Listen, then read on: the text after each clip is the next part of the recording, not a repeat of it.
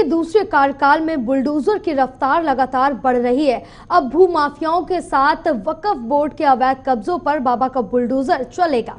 योगी cabinet के अल्पसंख्यक और पशुधन मंत्री धर्मपाल सिंह ने कार्यभार ग्रहण करते ही वक्फ बोर्ड के अवैध कब्जे को कहा कि ऐसे माफियाओं पर जल्द ही बुलडोजर चलाया जाएगा। और ऐसे कई और सवालों को लेकर हमारे ब्यूरो चीफ राजवीर सिंह ने विशेष बातचीत की। क्या कुछ कहा, सुनाते हैं आपको। उत्तर प्रदेश में मुख्यमंत्री योगी आदित्यनाथ के दूसरे कार्यकाल में बाबा का बुलडोजर, ऐसा कहा जाता है कि काफी तेज चल रहा है। हमारे साथ बातचीत करने के लिए धर्मपाल सिंह जी हैं, जो पशुधन और अल्पसंख्यक विभाग के मंत्री हैं। अभी आपने सर कुछ बयान दिया कि वक्फ बोर्ड पे जो तमाम कब्जे हैं, अगर कब्जे नहीं हटे तो इसमें बाबा का बुलडोजर चलेगा। तो पहले कार्यकाल में जैसा बुलडोजर चला, उसके हिसाब से आपको लगता है कि इस बार और तेजी से बुलडोजर चलेगा? आपका विभाग भी है इसमें? देखिए, किसी सरकार की प्राथमिकताएं दो होती हैं, जनता को सुरक्षा प्रदान करना और सर्वांगीण विकास करना। ये कल्याणकारी सरकार की प्राथमिकता है। योगी सरकार इसी प्राथमिकता पर आई है। गांव की जनता कहती थी कि योगी जी ने विकास किया तो किया, लेकिन गुंडे बिल्कुल खत्म कर दी। और अब जो आप दो बुलडोजर की बात करते हो, बाबा आप तो एक बुलडोजर की बात करते हो। मेरा कहना है बाबा पे दो बुलडोजर हैं, एक बुलडोजर विकास करने का और एक बुलडोजर विनाश करने का। विनाश किसका? जो समाज के शत्रु हैं, अपराधी हैं, राष्ट्रद्रोही हैं, आतंकवादी हैं और समाज को विखंडन करने का काम करते हैं, ऐसे देशद्रोहियों का एक तरीके से विनाश योगी जी के द्वारा हुआ है। इसलिए दोबारा से वक्फ बोर्ड की जो जमीन है जिसका आपने जिक्र किया, तो बहुत सारी उत्तर प्रदेश में जमीनें हैं ऐसी जिन पे तमाम अवैध कब्जे हैं, और मुझे लगता है शायद इसी बात को लेकर आपने स्टेटमेंट दिया होगा। तो क्या ऐसी जमीनों के को लेकर वक्फ बोर्ड की जो जमीनें हैं जो अवैध रूप से कब्जा है, उनको लेकर कोई अभियान चलाने जा रहे हैं आप? देखिए, अभी अभियान तो नहीं चलाएंगे, लेकिन इसका सर्वे करा रहे हैं। अभी बैठकर आज मैंने पहली बार विभाग में कार्यभार ग्रहण किया है, तो आज बैठक है अधिकारियों के साथ 5 बजे। उसमें देखेंगे कि वक्फ बोर्ड की जो संपत्ति हैं, इनको गलत ढंग से लोगों ने अपने कब्जे में करके, क्योंकि ये जन कल्याण के लिए है, अच्छी शिक्षा व्यवस्था के लिए, स्वास्थ्य के लिए है, सुरक्षा के लिए है, इस समाज को आगे बढ़ाने के लिए है। ये संपत्तियां किसी को निजी मकान बनाकर, निजी संपत्ति खड़ी करके अपना पेट भरने के लिए नहीं है, समाज के हित करने के लिए है।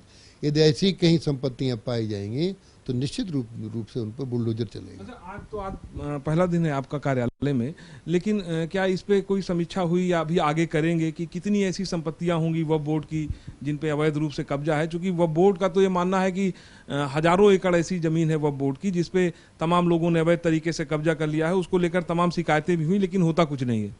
इसका सर्वे कराकर और जिन्होंने इस पर अवैध कब्जे किए हैं उसका अवैध कब्जे को ध्वस्त करेंगे। और हमारी प्राथमिकता, आज हमने अधिकारियों को कहा है, हमारी प्राथमिकता सबसे पहले छुट्टा पशुओं से प्रदेश की जनता को निजात दिलाने की रहेगी। मैं इसी पे आ रहा था सर कि चूंकि आप पशुधन, आपके पास विभाग है और इसमें एक बड़ी समस्या आ रही पूरे प्रदेश में, जिसको लेकर प्रधानमंत्री नरेंद्र मोदी जी ने भी चुनाव के दौरान उन्नाव में एक स्टेटमेंट दिया था कि 10 तारीख के बाद यानी चुनाव की जब मतगणना हो जाएगी उसके बाद ये एक बड़ा फैसला इस पर ले सकते हैं। तो आवारा पशुओं को लेकर जो तमाम समस्याएं हैं उसको लेकर क्या कोई अब तक ठोस रणनीति बनी है क्या? अभी मैंने कहा ना, आज हमने पहली बार अपने विभाग का कार्यभार ग्रहण किया है।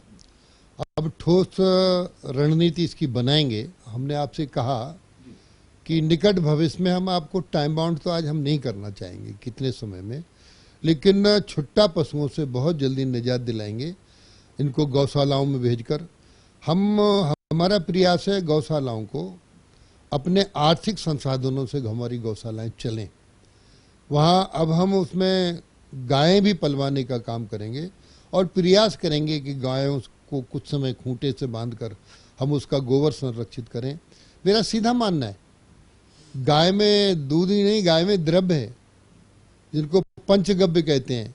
गाय का दूध, गाय का घी, गाय का दही, गाय का गोबर, गाय का मूत्र। गाय के गोबर में लक्ष्मी का वास है। गाय के मूत्र में गंगा का वास है, तो इस पवित्रता को ध्यान में रखकर गाय को समाज और संगठन से जोड़कर हम कुछ समितियां बनाकर इसमें समाज को भी इन्वॉल्व करेंगे, ताकि जो गाय छुट्टा घूम रही हैं, ये दोनों के सामने समस्या है।